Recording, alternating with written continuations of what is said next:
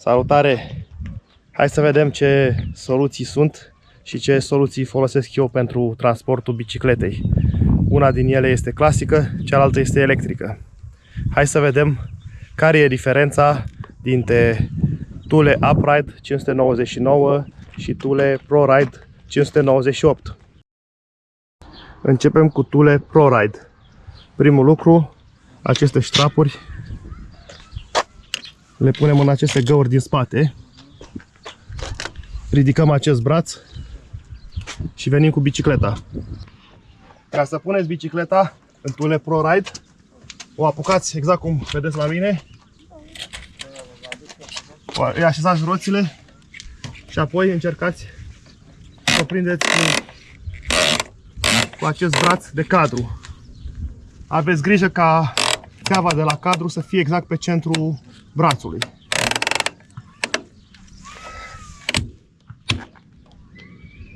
Imitatorul de cuplu și-a făcut treaba.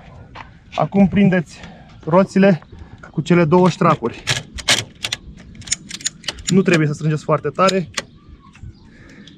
cât să se preseze un pic cauciucul.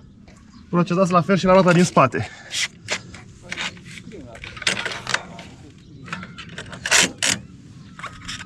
O mai așezați un pic ca să fie strapă fix între spițe și strângeți. Nu exagerat.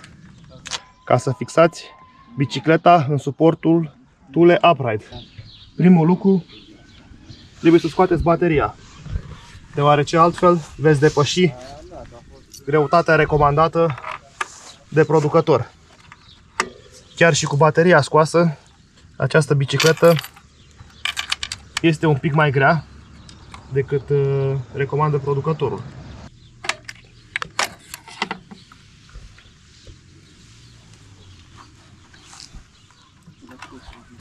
Această bicicletă fără baterie are 20,6 kg, iar producătorul recomandă o greutate maximă de 20 de kg. Ridicați acest braț. De aici reglați dimensiunea roții bicicletei. Eu am o bicicletă cu roată de 27,5 inch în diametru. Acest strap îl puneți ca și la Thule ProRide în gaura din spate. Acest braț trebuie desfăcut la maxim, e la maxim, iar acum venim cu bicicleta.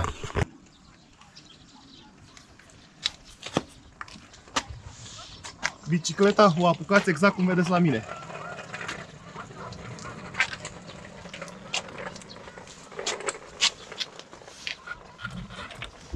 O băgați cu roata acolo. Aveți grijă aici jos să intre, să fixeze pe poziție și în spate. Iar acum ridicați acest braț până se clipsează acolo. Verificați clipsarea sigură, da? Mișcând de el sus-jos. Acum trebuie să strângeți de aici acest braț până se comprimă anvelopa. Aveți grijă totodată ca roata să fie perfect centrată pe braț.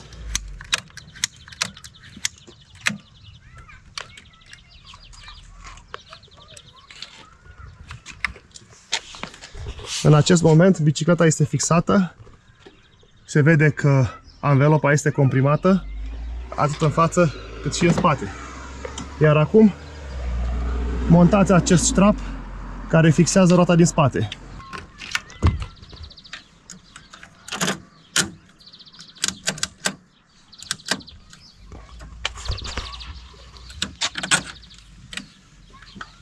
Trebuie să aduc un pic acest mașină de cauciuc.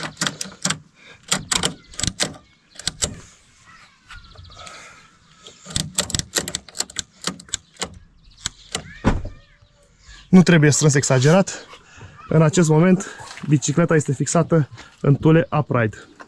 Acum, ca am fixat bicicletele, în Thule Upride am bicicleta electrică, fără baterie, care cântărește în acest moment 20,6 kg.